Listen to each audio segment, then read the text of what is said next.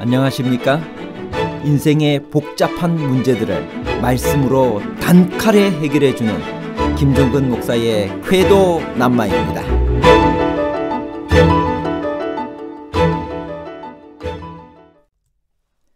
침례 요한의 순교는 단순히 절망적인 사건인가요? 아니면 후세대에게 용기를 주기 위한 하나님의 섭리가 담겨 있나요? 절망적 사건과 하나님의 섭리에 관한 복잡한 문제를 하나님 말씀의 가르침으로 명쾌하게 해결해 드리겠습니다. 예수님의 소문을 듣고 헤롯 안디바는 예민한 반응을 보였습니다. 그것으로 우리가 알 수 있는 일은 무엇이며 침례 요한을 죽인 헤롯 왕은 누구인가요? 마가복음 6장 14절부터 있는 말씀입니다. 이에 예수의 이름이 드러난지라 헤롯 왕이 듣고 이르되 이는 침례 요한이 죽은 자 가운데서 살아나도다. 그러므로 이런 능력이 그 속에서 일어나느니라 하고 어떤 이는 그가 엘리야라 하고 또 어떤 이는 그가 선지자니 옛 선지자 중에 하나와 같다 하되 헤롯은 듣고 이르되 내가 목뺀 요한 그가 살아났다 하더라. 여기서 헤롯 왕이란 헤롯 대왕의 아들이며 로마 당국에 의해 북쪽 갈릴리 지방의 통치자가 된 헤롯 안디바를 말합니다. 마태와 누가는 모두 헤롯 안디바를 그의 관직명인 분봉왕 헤롯으로 칭합니다. 그는 단지 로마가 임명한 분봉왕이었습니다. 왕이란 칭호는 예전상으로만 허락되었습니다. 그는 BC 4년 부친 헤롯 대왕의 서거 후부터 AD 39년까지 통치했습니다. 그의 모친은 말타게로 사마리 여인이며 그와 아켈라오는 형제간이었습니다. 그의 궁전은 아마도 그가 갈릴리 호수 남서 해안에 건립하였고 그 당시의 황제인 디베료의 이름을 따서 명명한 도시 디베랴에 있었을 것입니다. 마가복음에는 침례 요한이 왜 죽임을 당했다고 기록되어 있나요? 마가복음 6장 17절에서 18절. 전에 헤롯이 자기가 동생 빌립의 아내 헤로디아에게 장가든 고로 이 여자를 위하여 사람을 보내어 요한을 잡아 옥에 가두었으니 이는 요한이 헤롯에게 말하되 동생의 아내를 취한 것이 옳지 않다 하였습니다. 헤롯 안디바는 이복 동생인 빌립의 아내 헤로디아와 결혼한 죄를 지어 침례 요한의 책망을 받았습니다. 헤로디아의 전 남편 빌립은 갈릴리 북동쪽을 다스리던 분봉왕 빌립이 아니고 헤롯 대왕과 마리암네 2세 사이에서 난 다른 아들입니다. 헤로디아는 헤롯 대왕의 다른 부인인 마리암네 1세의 아들인 아리스토블루스의 딸로 헤롯 대왕의 손녀였습니다. 헤롯 대왕은 아버지의 이복 형제인 빌립과 결혼했다가 또 다른 이복 숙부인 헤롯 안디바의 부인이 된 것입니다. 헤로디아는 왜 침례 요한을 원수로 여겼나요? 마가복음 6장 19절. 헤로디아가 요한을 원수로 여겨 죽이고자 하였을 때 하지 못한 것은 헤로디아는 요한을 증오하여 그를 죽이려고 벼르고 있었습니다. 남편 헤롯 안디바가 요한을 의로운 사람으로 알고 두려워하여 그를 보호하고 그의 말을 들을 때마다 번민하였기 때문입니다. 헤로디아는 언젠가 남편이 요한의 권면을 따라 그녀를 버릴지도 모른다고 두려워했을 것입니다. 요한의 삶에 관하여 시대의 소망에는 귀한 몇 가지 중요한 사항들을 우리에게 알려줍니다. 시대의 소망 220페이지에서 225페이지에 있는 말씀 중에 몇 말씀을 읽어드리겠습니다. 요한의 전도에 귀를 기울였던 많은 군중을 통하여 그의 명성은 전국에 퍼졌다. 그들은 요한의 투옥의 결과에 대하여 깊은 관심을 가졌다. 그러나 그의 흠없는 생애와 그를 옹호하는 대중의 강력한 여론 때문에 그를 해치기 위하여 가혹한 조치가 취해지지는 않을 것이라고 믿게 되었다. 헤롯은 요한을 하나님의 선지자로 믿고 그를 풀어주려는 의도를 갖고 있었다. 그러나 그는 헤로디아가 무서워서 그의 목적을 지연시켰다.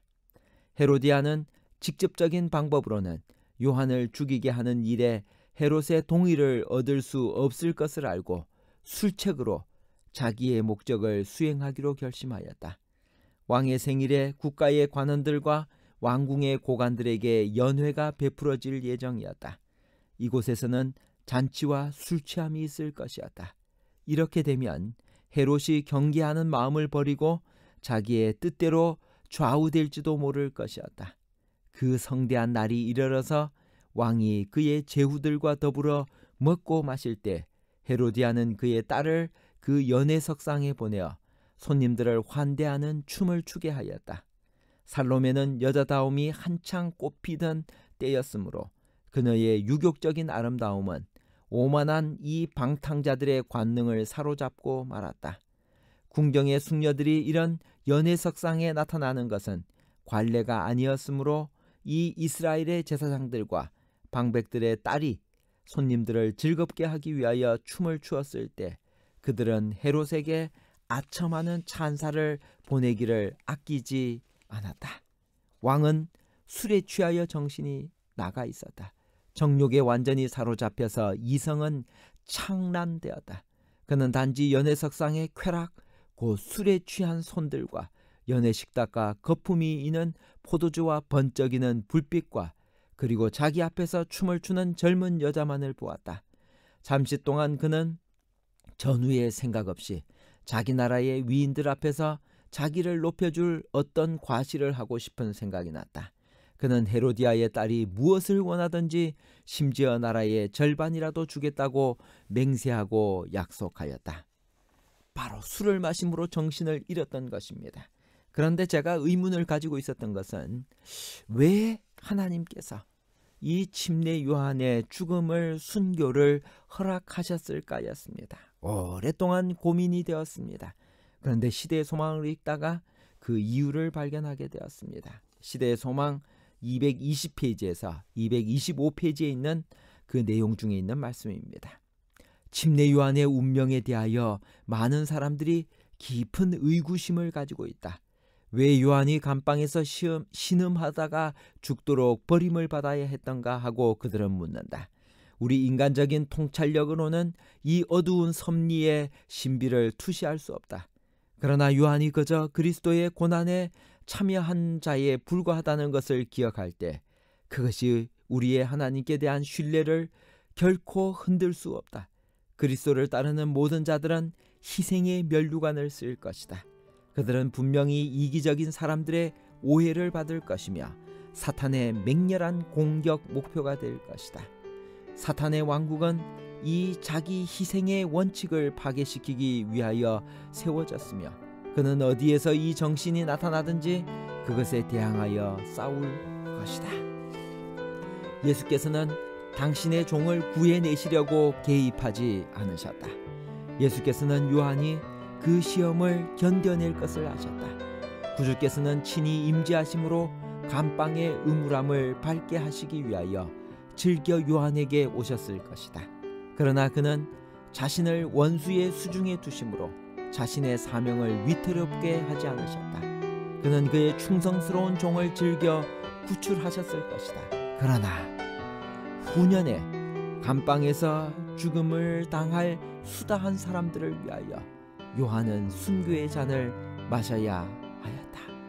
예수를 따르는 자들이 외로운 옥중에서 신음하고 칼이나 고문대나 화형주에서 죽임을 당하여 겉으로는 하나님과 사람에게 버림을 당한 것처럼 보일 때 그리스도께서 친히 그의 충성됨을 증거하셨던 침례 요한도 그와 유사한 경험을 겪었다는 생각에 그들의 마음이 얼마나 든든함을 느낄 것인가. 하늘이 사람에게 주실 수 있는 모든 선물 중에서 그리스도와 더불어 그의 고난에 동참하는 것이 가장 가치 있는 신임이요 가장 높은 영예인 것이다. 결론입니다. 첫 번째, 침례 요한의 순교는 단순히 절망적인 사건이 아니라 후세대의 용기를 주기 위한 하나님의 섭리가 담겨 있습니다. 둘째, 침례 요한은 후년의 감방에서 죽임을 당할 수다한 사람들을 위하여 요한은 순교의 잔을 마셔야 했습니다. 셋째, 하늘이 사람에게 주실 수 있는 모든 선물 중에서 그리스도와 더불어 그의 고난에 동참하는 것이 가장 가치 있는 신임이요 가장 높은 영예인 것입니다. 감사합니다.